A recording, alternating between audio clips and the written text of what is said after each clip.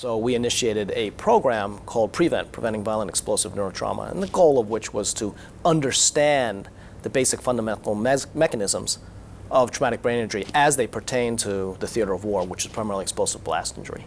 So we've been finding a number of things. From the basic science standpoint, we have been able to identify and characterize the spectrum of the disease. All diseases have a spectrum, and what I mean by that is they have a mild form, a moderate form, and a very severe form. And in traumatic brain injury, a lot of the focus, of course, for a long time has been on the moderate to severe forms, the type that is so severe that a patient might need neurosurgical intervention, might need to be in an intensive care unit, might be in a coma. But really what was not as well appreciated was the mild form. And in fact, many people even questioned whether or not there was a mild form. But of course, it certainly goes to follow that if there's a moderate and severe, there must be a mild.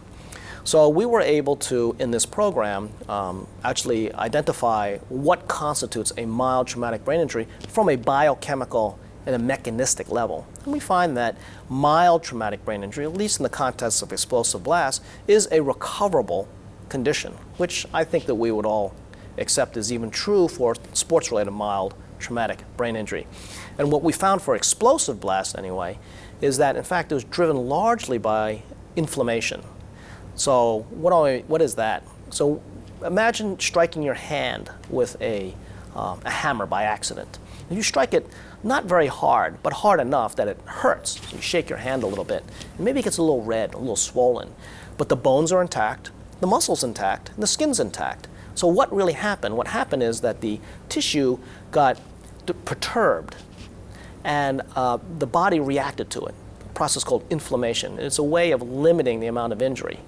And inflammation in itself is a process, a natural process of restoration. And your body, it gets inflamed. So when you strike your head, or your brain gets injured, you have an inflammatory process. And it turns out that mild traumatic brain injury is primarily an inflammatory process, less so than actual tissue destruction.